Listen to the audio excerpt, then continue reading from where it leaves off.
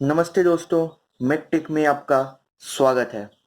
ये जो क्वेश्चन है मैंने ESE 2019 पेपर से लिया है, जो कि 10 मार्क्स का पूछा गया था कन्वेंशनल मैकेनिकल पेपर 2 में। मैंने ये क्वेश्चन पर्टिकुलरली इसलिए सेलेक्ट किया क्योंकि जनरली जो हमारे दोस्त होते हैं वो मेकाट्रॉनिक्स के क्वेश्चन सॉल्व नहीं करते हैं और मेकाट्रॉनिक्स के क्वेश्चंस काफ़ी ईजी होते हैं। तो चलिए बिना किसी टाइम को बर्बाद क्वेश्चन को सॉल्व करते हैं। सबसे पहले क्वेश्चन को पढ़ते हैं। The measurement consist of a cylindrical load cell of diameter 2.5 mm। तो इसका डायमीटर है 2.5 mm and the material of the cell is steel with modulus of elasticity E 210 giga pascal. तो इसका dia 2.5 mm and modulus of elasticity 10 giga pascal and the point ratio of the material is 0.3 and carries 4 strain gauges with gauge factor 2.1। तो जो load cell है इसमें 4 strain gauge लगे हुए हैं। Generally Wheatstone bridge के जो क्वेश्चंस होते हैं उसमें उसमें चार ही लगे होते हैं, कहीं कहीं ज्यादा भी लगे हो सकते हैं। 2 of them mounted longitudinally and 2 are transverse। The resistance और ईच गॉज फैक्टर का ईच गॉज की जो रेजिस्टेंस है वो 120 mm है।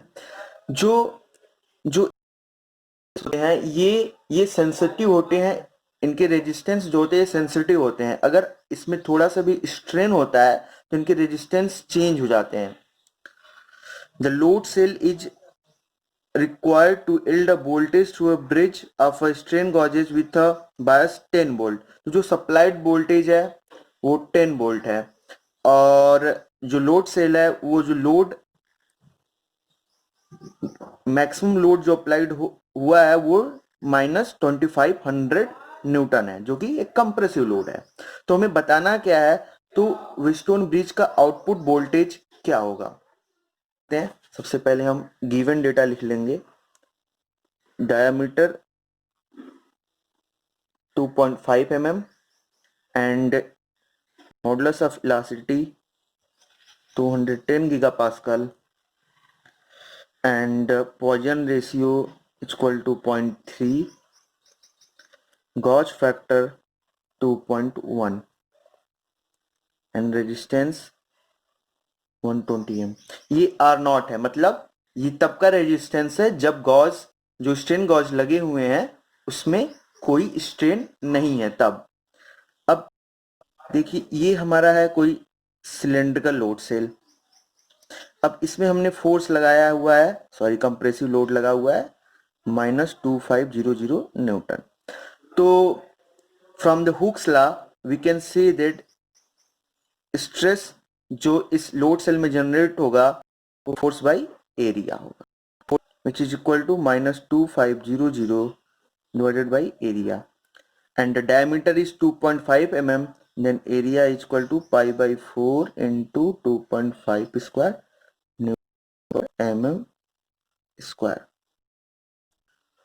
and which comes out to be,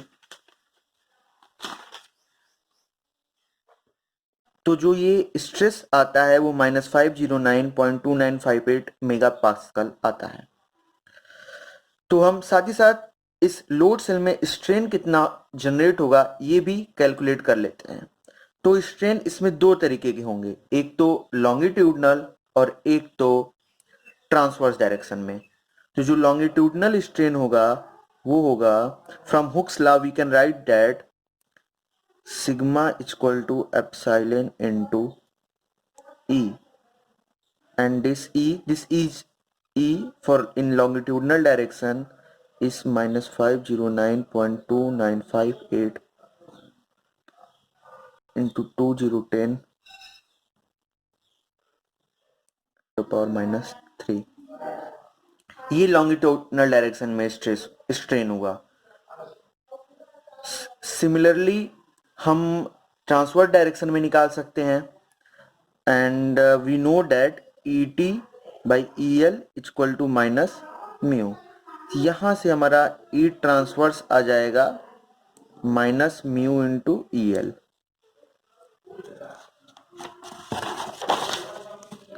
अब हम जो लोड सेल है उस पे स्ट्रेन गॉजेस का पोजीशन देख लेते हैं।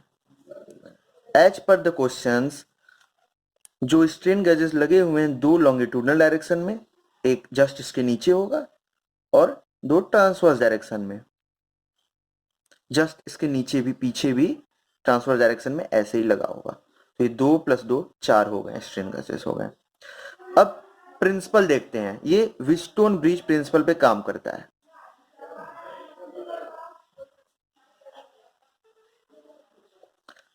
व्हीटस्टोन ब्रिज क्या होता है?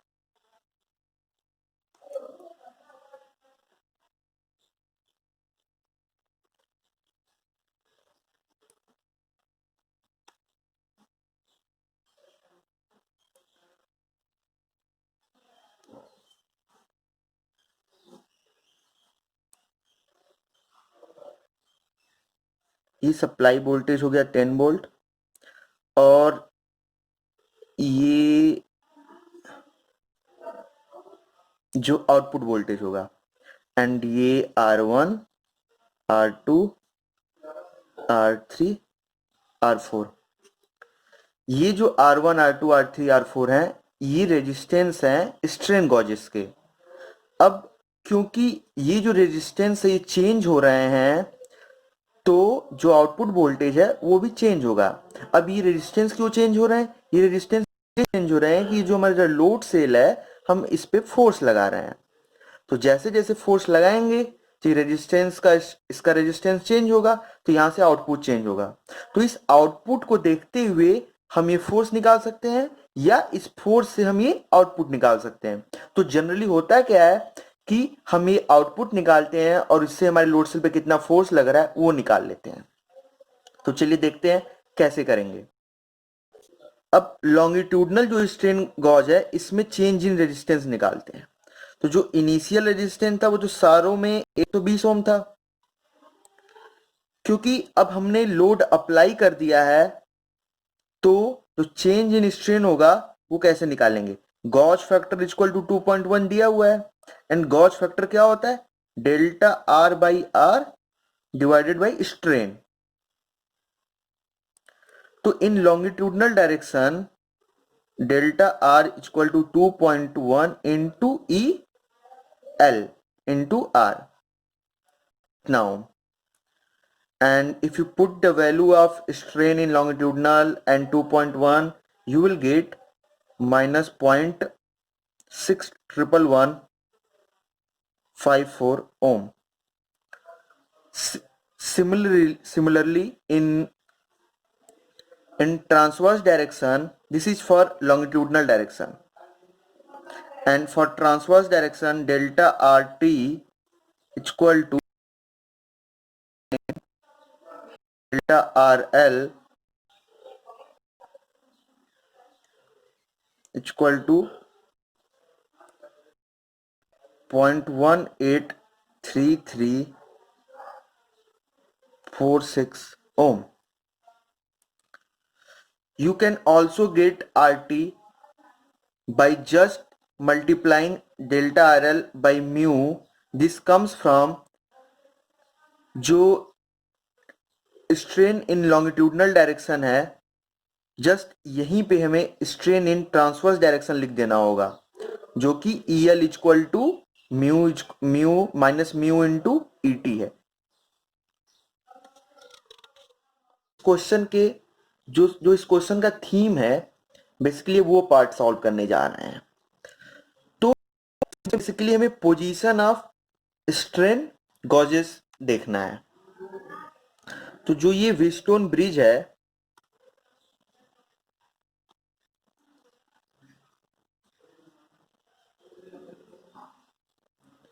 ये पार्ट सबसे इंपॉर्टेंट है, यही मेकाट्रॉनिक्स है। भी आउटपुट है, ये सप्लाई वोल्टेज है। अब हमारे पास 4 स्ट्रेन गॉजेस हैं, 2 लॉन्गिट्यूडनल एंड 2 ट्रांसवर्स, और यहां पर भी हमें 4 रेजिस्टेंस देख रहे हैं, लेकिन क्वेश्चन में कहीं नहीं दिया गया है कि ये कौन सा रेजिस्टेंस कहां लगा हुआ है। तो हमें कैसे पता चलेगा कौन सा कहां लगा हुआ है? अगर हम दोनों लॉन्गिट्यूडनल को यहां पे लगाते हैं तो यहां पे बचेंगे दोनों ट्रांसवर्स, तो इनका रेशियो और इनका रेशियो सेम हो जाएगा, तो ये Wheatstone bridge balance Wheatstone bridge हो जाएगा। तो बैलेंस व्हीटस्टोन ब्रिज में चाहे कोई भी रेजिस्टेंस चेंज हो, आउटपुट वोल्टेज जीरो रहेगा, तो हम फोर्स से वोल्टेज नहीं निकाल पाएंगे और वोल्टेज से फोर्स नहीं निकाल पाएंगे, तो इस सिस्टम का कोई मतलब ही नहीं रह गया। तो दूसरा ऑप्शन क्या बचता है हमारे पास कि यहां पे हम रख देते हैं ट्रांसवर्स, यहां पे रख देते हैं लॉन्गिट्यूडनल स्ट्रेन गॉज, यहां पे ट्रांसवर्स स्ट्रेन गॉज और यहां पे लॉन्गिट्यूडनल। अगेन दिस इसका इसका रेशियो दिस बाय दिस का रेशियो सेम आएगा, क्योंकि ट्रांस सेम आएगा तो जो हमारा व्हीटस्टोन ब्रिज होगा ये हमेशा बैलेंस रहेगा, चाहे कोई भी आप फोर्स लगा लो। तो ये भी पॉसिबल केस नहीं होता है। तो एक ही केस बचता है कि नीचे लगाओ ट्रांसवर्स, ऊपर लॉन्गिट्यूडनल, इसको सेम रखते हैं, जस्ट इसको रिवर्स कर देते हैं, यहां पे लॉन्गिट्यूडनल लगाते हैं और यहां पे ट्रांसवर्स लगा देते हैं। तो जो होगा हमारा व्हीटस्टोन ब्रिज ये अब फंक्शनेबल हो जाएगा। तो रेजिस्टेंस लिखते हैं, तो ट्रांसवर्स रेजिस्टेंस है कितना, ट्रांसवर्स डायरेक्शन में जो हमारा स्ट्रेन गॉज लगा उसमें रेजिस्टेंस है कितना, 120 प्लस डेल्टा आर टी। तो ये कितना हो जाएगा, मेरे पास कैलकुलेटर है, तो ये हो जाएगा 120 प्लस डेल्टा आर टी 0.183346, ये 120.13833346 हो जाएगा। In longitudinal strain gauges, this is delta R L equal to 120 minus 0.61154 equal to 120 minus 0.61154, which comes out to be 199,388 ओम, ये भी ओम। ये लॉन्गिट्यूडनल डायरेक्शन में स्ट्रेन हो गया। तो इसको इसको अच्छे से फिगर बना देते हैं।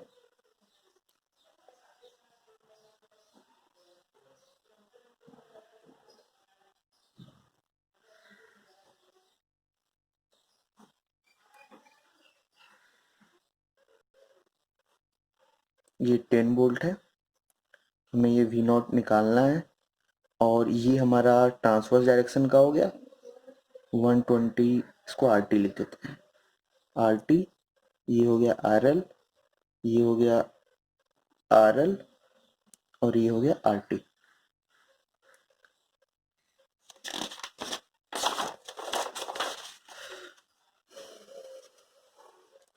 जो आउटपुट वोल्टेज होगा वो होगा V S into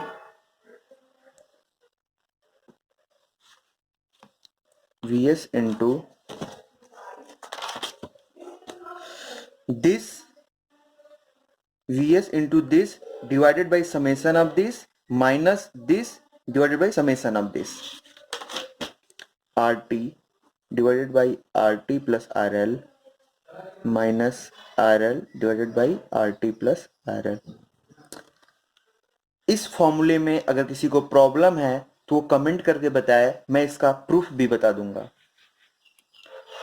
we supplied कितना है 10 volt and RT is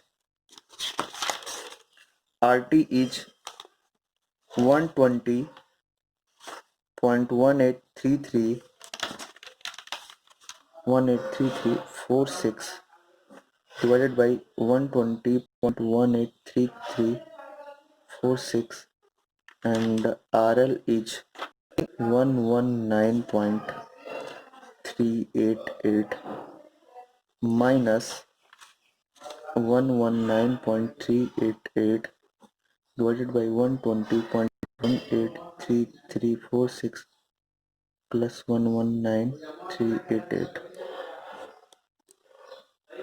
which comes out to be 1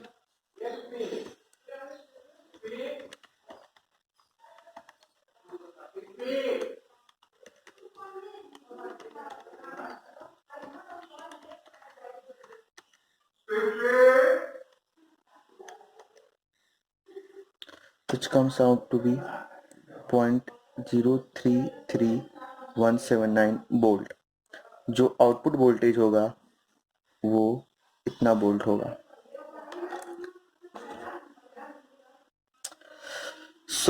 कैसा लगा ये वीडियो आप कमेंट सेक्शन में ज़रूर बताएं और वीडियो को शेयर करें एंड चैनल को सब्सक्राइब करें। यहाँ आपको DRDO mains, ESC mains and mechanical के कॉम्पिटिटिव एग्जाम्स के क्वेश्चंस के सॉल्यूशंस यहाँ पे प्रोवाइड किए जाएंगे। Thank you for watching this video.